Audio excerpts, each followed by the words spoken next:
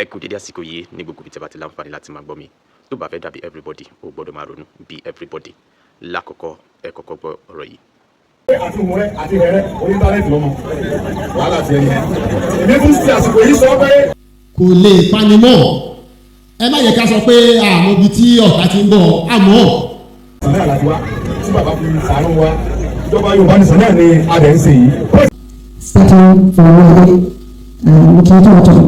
àwọn ọlọ́pàá ti bẹ́ẹ̀ Yorùbá ní sìn Yorùbá là ń sọ síra wa níbi wa gbèrò ẹ̀sìn gbé Fúlàní fún wa kí a fẹ́ sọ sí ìbéèrè wa. Yorùbá ní sọ.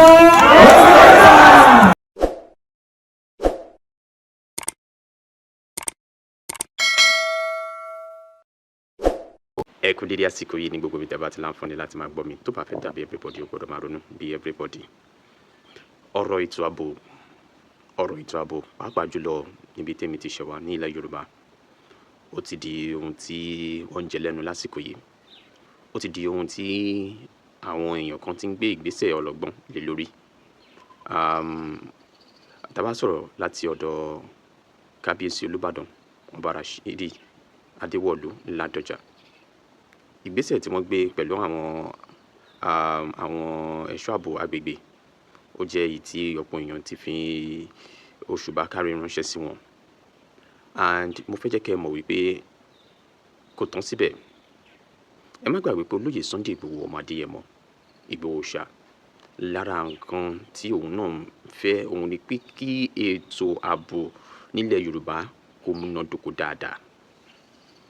Mo fẹ́ rọ ọ̀pọ̀ àwọn ènìyàn wípé olóyè Sunday Igboho ọmọ Adéyẹmọ ẹ jẹ́ ká jẹ́ kó bá iṣẹ́ yìí délẹ̀ náà.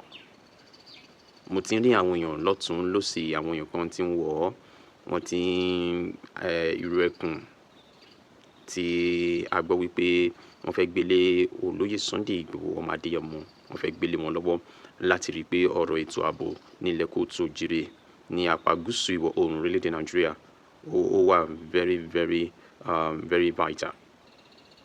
On this note, I want you to know something, that Chief Sunday Adéyẹmọ is trying to make sure everything related to security is priority.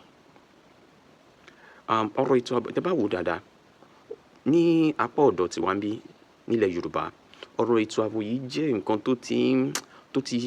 tí a ti ń pòǹgbẹ fún tipẹ́tipẹ́. Ọ̀pọ̀ nǹkan ní ojú wa ti rí. Tí ètò ààbò tó bá dẹ̀ wà tó bá múnádóko, àwọn kọ̀ọ̀kan wà tó jẹ́ pé àní máa ṣe wàhálà lé lórí mọ́. Torí ẹ̀ mo ṣe ń sọ dímọ̀ pé ọ̀rọ̀ olóyè Sunday Igboho ọmọ Adéyẹmọ yìí ẹ jẹ́ ká kọ̀ fi mo máa ń sọ lọ́pọ̀ ìgbà pé a kì í rìn kórè máa mì. Ẹ kọ̀ jẹ́ ká gbójú nípa ti àwọn ìwà kan tí wọ́n ní just for the sake of wípé wọ́n mọ lókùnkúndùn pé ọ̀rọ̀ ètò ààbò nílẹ̀ Kóòtù Òjìrè ó jẹ́ àwọn ológun tí ìgbésẹ̀ dẹ̀ ń lọ lọ́wọ́ láti di pé ó wá sí ìmúṣẹ. Ẹ jẹ́ ká ṣe àtìlẹ́yìn yẹn. Ẹ jẹ́ ká ṣe àtìlẹ́yìn yẹn. Ìbà Gani Adams Ààrẹ Ọ̀nà Kakanfò, mo gbọ́ nígbà kan ẹ sọ wípé wọ́n ti politics bọ Àmọ̀tẹ́kùn. Oníkálukú ló ní title sí ọ̀rọ̀ tó bá ń sọ.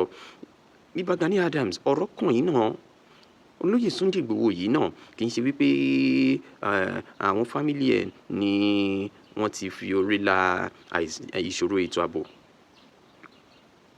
Torí ìfẹ́ tó ní fún ilẹ̀ Yorùbá ni pé ẹ lè máa pa àwọn ènìyàn mi báyìí, ẹ jẹ́ ká gbìyànjú ká wá nǹkan ṣe.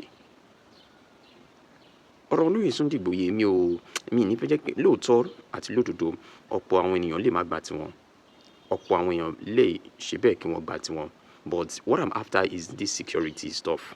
Ká sùn ká pọ̀jú méjèèjì dé ká jí láyọ̀ àti àlàáfíà láìsí ariwo. Ẹ wo àtàbá ní ká check countdown àwọn ohun tí wọ́n ti fojú wa rí lórí ọ̀rọ̀ ètò ààbò. Ṣebí torí ẹ̀ náà lọ ṣe dá àwọn Àmọ̀tẹ́kùn sílẹ̀, but Àmọ̀tẹ́kùn wọn ò ní àwọn irinṣẹ́ tí ó tó láti kojú àwọn aráabí yìí. Èyí tí wọ́n lè ṣe ni wọ́n ń ṣe, wọ́n dẹ̀ ń gbìyànjú. Àwa náà ń rí bẹ́ẹ̀ àwọn kankan tún wà tó jẹ́ pé a sì nílò láti mú lòkùnkúndùn gẹ́gẹ́ bí ọmọ kóòtù òjìrè. Lórí ẹ̀ mo ṣe ń sọ di mímọ̀ pé ẹ jẹ́ ká fi olóyè Sunday Igboho lẹ̀, ẹ jẹ́ ká jẹ́ kó ṣe é. bó máa ṣe dání o, bóyá kò ní ṣe, ẹ jẹ́ ká tẹ̀ wò bí ìrìn àjò yẹn ṣe fẹ́ rí náà. Ọ̀rọ̀ ètò ààbò ọ̀rọ̀ gbogbo wa ni o. Wọ́n ní tí ìlú ò bá dùn bí ìgbẹ́ lọ̀dẹ̀ ń rí.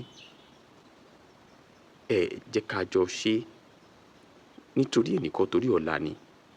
Ohun tá a bá ṣe lónìí ọ̀rọ̀ ìtàn ní bódọ́là.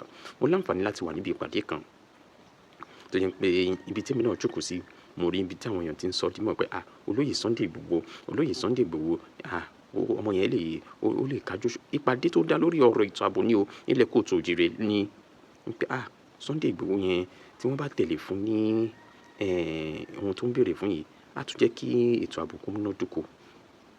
Wọ́n ń sọ láàrin ara wọn níbẹ̀. Ìpàdé yẹn dá lórí ọ̀rọ̀ ètò ààbò. Mo ti rò pé lára àwọn guest speaker facilitator tó ń fẹ́ lọ sọ̀rọ̀ ni o. Wọ́n ń sọ lábẹ́lẹ̀. But màá jẹ́ kí ẹ gbọ́ ohun tí bàbá yẹn padà wá sọ nígbà tí wọ́n dé podium, nígbà tí wọ́n déwájú lórí ọ̀rọ̀ ètò ààbò náà ni wọ́n yànnàná. Wọ́n ti fi ìgbà kan rí jẹ́ ọmọ ológun lórílẹ̀‐èdè Nàìjíríà. Wọ́n pẹ̀kẹ́lu ọ̀rọ̀ ètò ààbò. Ọ̀rọ̀ ètò ààbò yìí ọ̀rọ̀ gbogbo wa ni o. Ẹ jẹ́ ká gbọ́ ohun tí bàbá yẹn sọ. ká sọ pé àwọn ibi tí ọ̀tá ti ń bọ̀ àmọ́ ìjà yóò jẹ́ kí ṣèjà rẹ̀ yìí ọ̀rọ̀ yìí ti bẹ̀rẹ̀ láti 1804 wọ́n bọ̀ ọ̀gá wa ní 1823 wọ́n bá wa ja ogun Ìwéré, wọ́n bá wa ja ogun Òṣogbo 1840, ogun Ògbómọ̀ṣọ́ 1844, ogun láti 1878 àgbẹ̀wò ní fọ̀fọ̀ pápọ̀lọpọ̀ ní kókò. Ó yẹ ká sọ òótọ́ yìí pápá ní máa ń bọ̀ fún wọn bí òṣèlú wá ṣẹ̀kẹ̀. Fúlàní ọ̀pá wa ẹ̀mí sọ́ọ́dún báyìí wọ́n lọ pé ká máa bọ̀ ìjọba láti kó káfíńtà bẹ̀rẹ̀ àwọn kan ní ọkọ̀ lè ṣe é ṣe ní àdẹ́sì pọ̀jù nílẹ̀ Yorùbá yìí 10 states population 10 states. Yorùbá has 160 million people. We have one population in 5 words Nigeria. And there are 2,779 Yoruba towns and villages. And giving you statistics tell you that we should be able to address our problem strength. Yoruba, we have Nigeria in our necks as an battles. We shouldn't be in Nigeria. Instead of going for everything. Nigeria is our problem. You need to buy this out of Nigeria today. I tell you the next 5 years, we will need Africa. In the next 10 years, we will be one of the 5 most powerful countries in the world. Yoruba land is bigger than United Kingdom. Our population is almost like that. We are in 18 countries in the world where we are indigenous. Yoruba are in 18 countries in the world where we are indigenous, where we are not Nigerians. In the Caribbean and in the North America and in the South America, we have Nigerians that are, sorry, we have Yoruba that are totally indigenous to those countries. So we should talk about common way of humanity. Ìṣèlú náà dókòó náà máa ń dọ́pẹ́ nípa àwọn ọ̀dọ́ tó ṣe wá. Àwọn tó ń gbà náà wù ú ní ìwọ̀n ọ̀sán ready to confront them, and security is the grassroots. Security is the grassroots is local. So every community tí mo dáná tó ti kálẹ̀ we must organize our youth among those communities in a security architecture that will be able to take care of this people tó wá nínú. Ṣùgbọ́n tá a bá ń pa pé àtàwọn ìṣẹ̀lẹ̀ yìí ní jíjí kankan that was the time I went to take my Nigeria film and I was in the house. I'm sure you remember. I spent 2 hours discussing this with you. In our clinic in our bed. So you see, we cannot afford to continue to romance the problem. We should go back home, get our noise, confront these people, enter the bushes, clear them wherever they are, clear them, and put them at the end. Ọba tó lè dúró wà ń gbà yẹn, kálukú ní sá fún ọ̀pọ̀ nígbà òní ìgbẹ́ni, torípé tí wọ́n bá sá fún nígbà yẹn, wọ́n lè jẹ́ wọ́n lọ́ba. Buhari ọ̀bẹ nìkan ṣẹlẹ̀ náà yẹn, àdúgbò fọlọ́ pé àwọn bàbá yẹn láyà, wọ́n lè dùn, wọ́n gbà wá lálejò. Bàbá wa tí a wá bá lu wọn lé nìkan, àwọn náà dúró dè wá, wọ́n sá lọ, wọ́n sàpọ̀lẹ̀ mi, ọlọ́run bá kọ́ wọlé. Yóò ní kọ́ lórí wọn. Ṣùgbọ́n wọ́n dúpẹ́ pátápátá fún gómìnà Ògùn gangan. Torípé gómìnà yẹn mọ̀ pé mò ń bọ̀ pé yóò mo sì jáde. Ó mọ̀ dáadáa, ó mọ̀ nítorí mi, débi pé àtúmọ̀ bàbá yẹn lè dorí gómìnà àti yóò ní yọ wọlé wá, nílẹ̀ yọ wọlé. Yóò ní yọ jáde, yóò ní yọ jáde. Débi pé gómìnà dáadáa ni, ọlọ́run padà bẹ̀rẹ̀ lọ́dún fún mi. Ọlọ́run jẹ́ tó bá gbé ìjọba yẹn lẹ̀, ẹni tí ó bá gbélé lọ́wọ́, ó dé èèyàn tó jẹ́ bí ìdàpọ̀.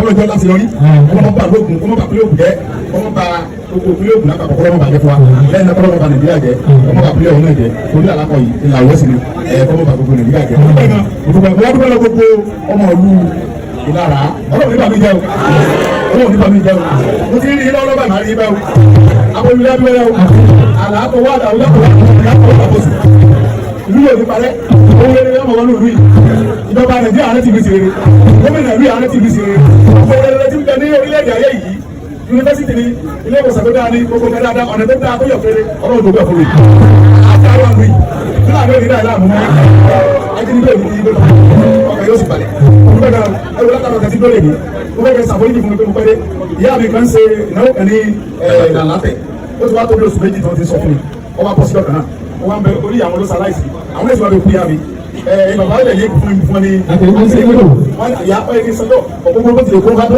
màá dọ́dọ̀ yìí tó tó mọ̀ bọ̀ lọ́dọ̀ ọmọ mi àkókò Jésù Ọlọ́run níjọ parẹ́ ẹ̀ka ló dùn èmi mo dá sílẹ̀ nígbà tí mo rí pé àwọn kan bá wọn jà mo dẹ́gbẹ̀yìn sílẹ̀ èmi mo dá kíkan dúnlẹ̀ sílẹ̀ so mo dẹ̀ rí pé àlàáfíà wà ẹgbẹ́ yẹn èrò wa pọ̀ ní òfẹ́ lóbìnrin kan èèyàn ò ní wà ọmọ ní kùdìẹ̀kùdìẹ̀ gbogbo kùdìẹ̀kùdìẹ̀ tá a bá ní ọlọ́run àtúnṣe Ọlọ́run ọba ní mọ́ bá yẹn sìn Ọlọ́run ní mọ́ bá yẹn sẹ́ o ọmọ Yorùbá ni mí ìbílẹ̀ ni mí wọ́n tó gún bá nǹkan ìbílẹ̀ lọ́wọ́ àbàbà tó bí mi ni èmi sì ń ṣe fúnra mi ẹni àmọ́ ìjẹ́bọ wọ́n bí mi mẹ́bọ ní ilé ẹ̀jẹ̀ tí gbogbo ojú wọnú lẹ̀ ní bẹ́ẹ̀ pé àbàbà tó bí mi náà ẹ̀jẹ̀ wọnú lẹ̀ ní òmí náà ìjẹ̀bọ wọn lẹ̀ ní ìwọ́n bá wọlé ọ̀tá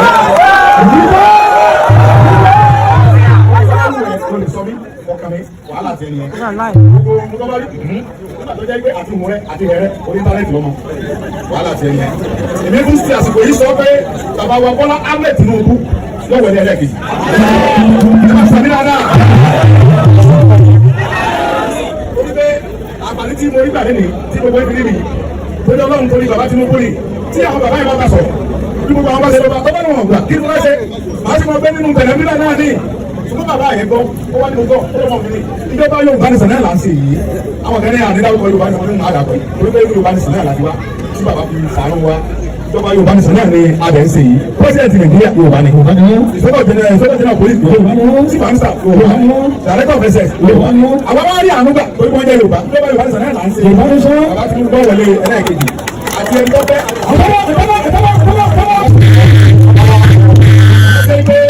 àwọn ìjọba àbàlẹ̀ sọdún mẹ́jọ ẹnìkan kan pariwo ẹnìkan kan ò sì jà bàbá Tinubu tó jẹ́ bàbá tí a náà sọdún mẹ́jọ owó ìwọ owó ìṣe owó ẹ̀ lórí rọ tọ́wọ́ lẹ́dùn wọn kò ní bàbá sọ́sọ́ íńtánẹ́ẹ̀tì bàbá Tinubu ó sì ọdún mẹ́jọ bàbá kan fọlọ́ ìpìlẹ̀ ayọ̀ ó sì bẹ́ẹ̀ ó sì ti rí bẹ́ẹ̀ ó ti ṣe bẹ́ẹ̀ àti bàbá yọ ọmọ ọdún mẹ́jọ ilẹ̀ Yorùbá ò ní bàjẹ́ ilẹ̀ Yorùbá ò ní dàrú ó dúpẹ́ gidigidi o ó dúpẹ́ wá orí jìnnì bàbá lè mi máa dùn fún àwọn bàbá wa àtọmọdé àtọmọ pé pé bíbà ẹ̀wù bàbá lè mi.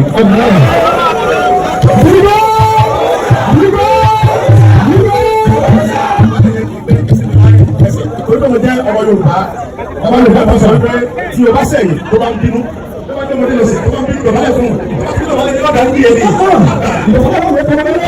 Ọdún sọ wípé òun ẹ̀rí pé òbí ọ̀nà ọ̀gbìn pé òpẹ́ débi báyìí. Ẹ tó wá rí ẹ̀ bínú ẹ̀fọ́ fẹ́ gbáwó egun. Òbí náà kọ́ dọ̀bálẹ̀ ìgbà lè fẹ́ láyé ọlọ́dún kan fẹ́ láyé.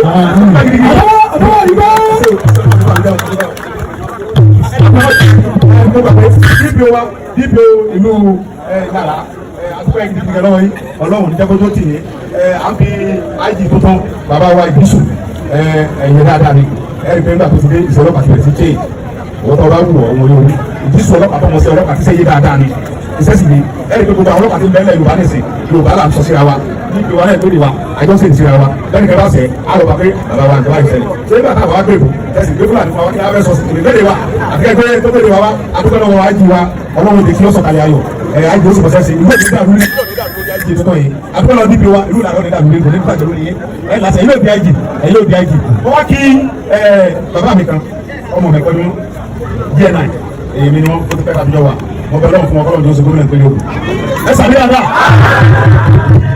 ẹ bá ti rí ẹni lọ́rùn náà fún yẹn mọ́ kọ́mọ́lá ọmọ rẹ̀ tọrọ yẹn mọ́ fi tọrọ ni Ọlọ́run ò lè ṣe gbogbo abákan náà Ọlọ́run lè ṣe ọlọ́kan náà tẹ́ ń tọ́lọ́ bá sọ agbẹ́ni kan sókè àfikà mọ́ àfikà mọ́ fi ọlá rẹ̀ tọrọ Ọlọ́run lè ṣe ìṣẹ̀lẹ̀ fún wa irú bẹ́ẹ̀ ni sọ̀rọ̀ àti gbogbo ẹ̀mí tálákà ni Ọlọ́run ṣe bíbẹ̀ ni èmi náà wọ́n máa kọ́ nínú ìgbéyàwó pàdé o ó lè wọ́n pàdé lórí ìlú àgbélé wa ó kọ́ lé yìí ọmọ lọ́sọ bí òun lọ́sọ ẹgbà fọ́nà lóye ìgbìmọ̀ tó Ọlọ́run bá tó láyé tọ́lọ́run kò ní jẹ́ kí ayé jẹ́ náà bàjẹ́ ó lè wéèrè jẹ́ náà Ọlọ́run bá mi fún òun ní onímọ̀ ní èèyàn mi ọmọ mi lẹ́yìn rẹ̀ òfin nílẹ̀ ó rí bọ̀ pé ọmọ báwọn tó nífẹ̀ẹ́ mi inú wọn mọ̀ ọ́dún sí bàbá tí mo gbó gbogbo gbà ní wọ́n ti ń wá bàdé wọn bá mi lé nígbà tó wù wọ́n òun yọjú sí wọn lásìkò tó wù mí àjọ ń jáde a sì ń jọ bẹ̀rẹ̀ sẹ́yìn bàbá Tinubu gbogbo ẹni tẹ́ ẹ̀ bá ti gba káàdì ìdìbò yín ẹ lọ bà á ẹ má jẹ́ Fúlàní ọ̀yìn àjẹ ẹ má jẹ́ kí ìbọn yẹn wọ́n jẹ káàdì ìbò lọ fún bàbá Bọ́lá Ahmed Tinubu ó wọlé ẹlẹ́ẹ̀kejì kí ilẹ̀ Yorùbá ó lè dá dáadáa ọlọ́run ìjọba ìjọba Yorùbá ní sọ. On the topic that we are, first, this Southwest is a first sister. There are two institutions that simplify what I'm going to say. There are already a state police in waiting in Lagos.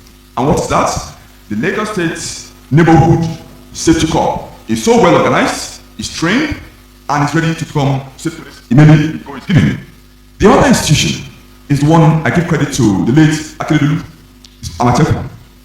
All we ask for in the window of opportunity we have now is that Amatekun should be given constitutional right to carry military-grade weapons.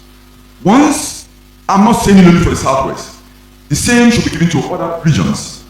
And we pray that with a progressive in office, as President Bola Ahmed Tinubu has been, and the courage he has, the first man to start this state police, I have been quiet all these years. But the moment I saw that President Bola Ahmed Tinubu is serious about state police, it woke me up. Because if we have, no matter the restructuring, if it's not anchored on an appropriate national security architecture, anybody can come and walk away. The example is Ethiopia. Ethiopia had the best constitution for federalism. They had a clause for any region that can secede. But when a region tried it, they ran after the region because there was not an appropriate security architecture as a foundation. We have a situation where we are, by grace of God, going to have to do this. But alongside, we pray that Amatekun and the likes, or if you like call it the forest guards, they should be armed and they should be indigenous. Everywhere else, where people are not a colony, where people are a country where people are free, the police is indigenous to that area. There's nothing like UK police. There's nothing like Indian police. There's nothing like American police. Why had you come back to have Nigerian police force? That name itself suggests colonialism. So, police is local.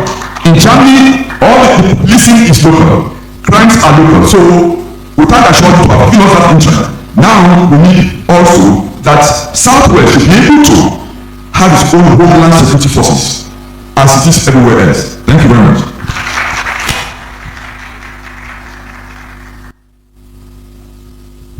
Thank you very much. Okay, I'm going to move to our money. Probably we have more things to say. Ishima.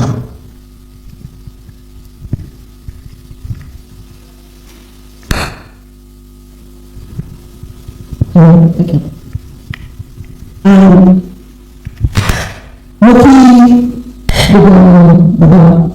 Starting from Monday, we came to Autumn. And our great leaders that are here in the city, Diana, Kennedy, the General Autumn, we are such a treasure to hold. China, to hold great leaders, I know that protocol has been established, so please, with due respect, let me stand on that. But on that note, I celebrate great people sitting here who have labored for the peace that we have. What to do for now, because I know it's a different country. We are not where we need to be, but we're not where we used to be in Nigeria. Talking about politics, that word has been so organized, and security and politics should not be something that we should play with, because we're talking about rights and property. And I want to celebrate the great leadership that we have in Nigeria today, His Excellency President Bola Tinubu, who has stood tall on a lot of other challenges that we have. And one of them is what we're talking about now. True federalism starts the centralization of power to the different regions. And one that initially wasn't so popular was the state policing. And I thank God today, the diaries are there, the narratives are changing, and we all know that it is very important. It has to be a collaborative effort to truly make that entity called Nigeria. But today, this morning, we're talking about Southwest. And no part of for the children and when we talk about security, because it's all interdependent on one another. And for people like us, I say that we are always for such a time as this.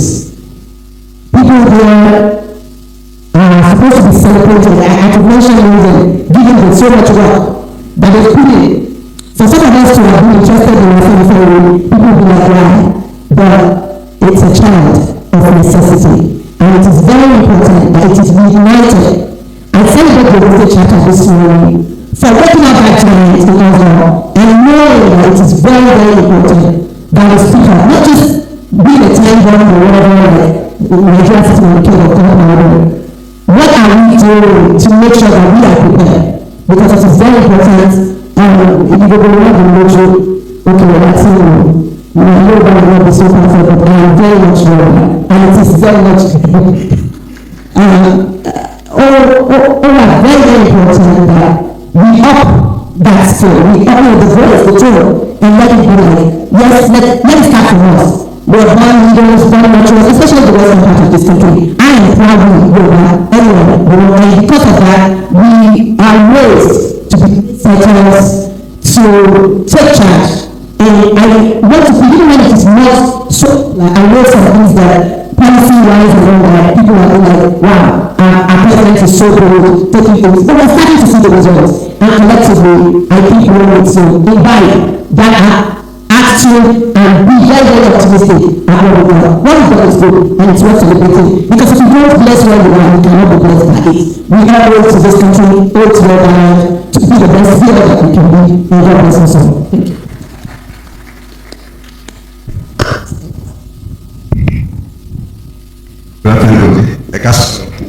First, I'm very clear about General Kenya, the damage I addressed a little bit.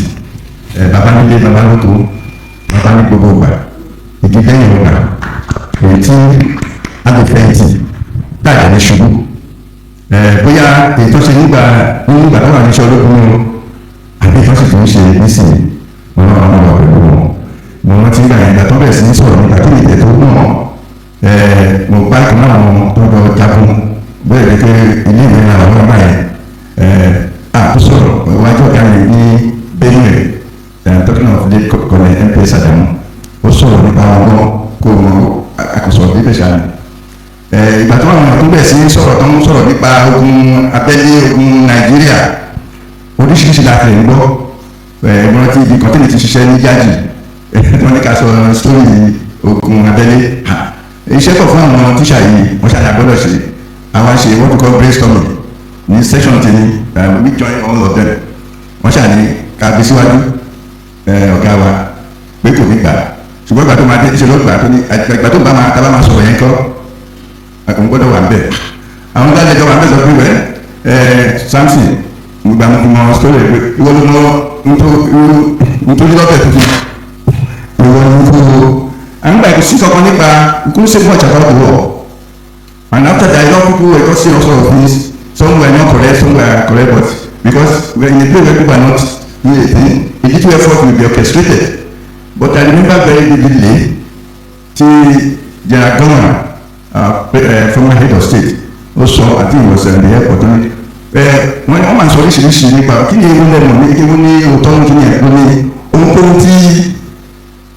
ẹni tó fi orúkọ wọn general abúlé yẹn ó kàn ní James láti sọ́kọ́ òun ní òtítọ́ rẹ̀ tó ní nígbà yẹn irúgbó àwọn sàtẹ́rẹ́ ọ́fíìsì tàkẹ́wà ní ìsìn tó fẹ́ tó ọkàn James Olúlẹ̀yẹ ló wà in charge was the GMA a Yoruba man and he actually worked on the war he was the one handling and he particularly spoke at a particular time about the war you know he did that war very very. We could call it a crude war, but it has become part of our history. Many things, many understandings were not there then.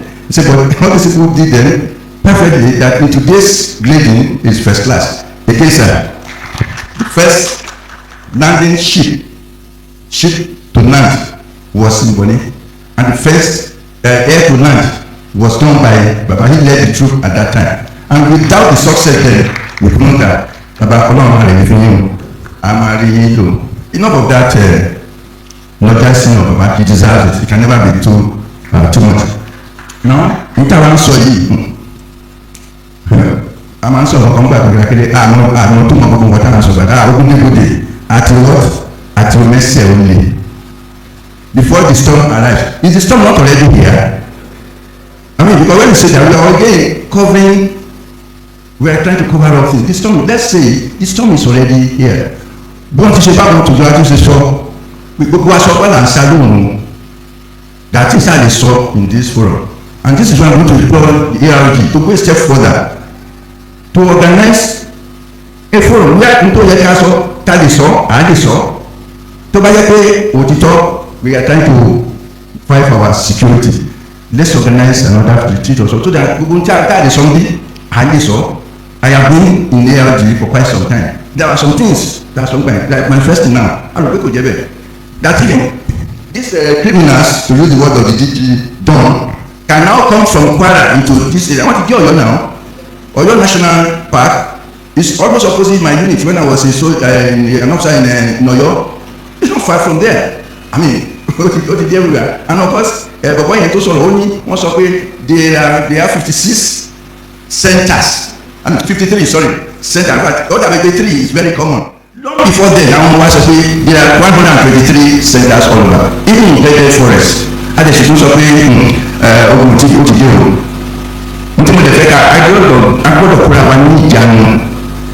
If we say that one but if they say the most endangered, especially in Nigeria today, are the Yorubas. But go on each and every one of who here who have that at the back of my mind. This is no longer the sleeping time. This is no longer the sleeping time. Good. I appreciate when you the government of Ondo State. I remember when this thing was very hot when he said, look, laws are not made in the office of the AGM. And they went to Abuja. That the activities, whatever this discussions he did that, it was 11 give back to an Amatepo. Amatepo is one outfit in the right place. But we don't have to wait for government to go. Everybody knows, thank God, DG said, one shape, I don't even know security meeting. What did I do? I called you, DG, to congratulate. I know the hand that was behind that. I don't know, he has some interview to give the next time. We can do many more, but we don't have to leave it to DG. We don't have to leave it to governors, we don't have to leave it to the police, we don't have to leave it to the soldier, each and every one of us, because we are all affected. We are here, our children, only God were, people don't go on one day and they use that over 200 and something, Chibok, children, and it still continues up to now. It is a battle for which every one of us. Imagine that those who are out of the most Lọ́sùn ogun ti dé gbòde olóòwò àti fún àṣẹ like always say wọn kì í kó wa mẹ́rin ogun kì í kó wa mẹ́rin àwọn àgbàlagbà wọn tí mò ń sọ àná kó má bàa kó wa mẹ́rin every person will be everyone dead and you don't have to whatever you can do at your own level in your own street whatever information not wrong ones that will mislead people that can be of help to another person to the government as well let us do it the storm is already here that we must establish. Thank you very much. Excellent innovation. Now, what's happening that are having our youth, the restlessness of our youth, the willing tools to be used, the young ones who are supposed to be able to do it, and go to another way. The security situation we're having in the Southwest now is a complex one, and it's being ignited all events. If you go to Koto by 7 o'clock, 7 p.m., you see the youth there. Only you will find a lot of people that carry information, there. It is very difficult to get people all these officers. Our youth have gone to Okada areas. I don't think that this is a source of employment. Maybe they can do it. If you take statistics of people under the China, 70% of the youth. So how do we get I think the DG said something about knowledge. If you lost our knowledge is knowledge because of the so-called civilization, without the decades of civilization to teach the family, the school, they are all in shows.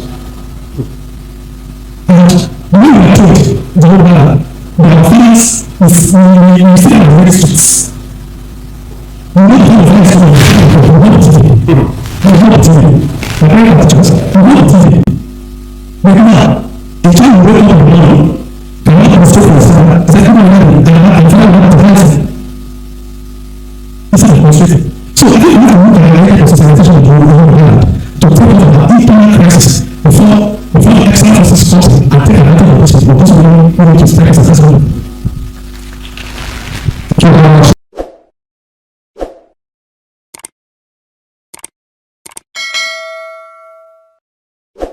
ọ̀tẹ̀ ló ń jẹ́ ìlú ń pè ọ́ kò sẹ́ni tí ò lórúkọ tiẹ̀ àti wípé ọmọ kì í gọ̀ títí sẹ́ẹ̀ kó gbàgbé orúkọ ara rẹ̀. ààfin tèmi ò nílò ìdánimọ̀ lọ́jà tó bá dọ́jà báyìí wọ́n á mọ̀ pé ó dọ́jà ni èmi tí ń tòótọ́ Samuel Owóyẹmí fẹ́lẹ́fẹ́lẹ́ láyé lórúkọ mi fẹ́lẹ́ ní gbogbo èèyàn mọ̀ mí sí èmi náà kọ́ Ọlọ́run ọba òkè ló fún mi ṣe ní gbogbo ìgbà.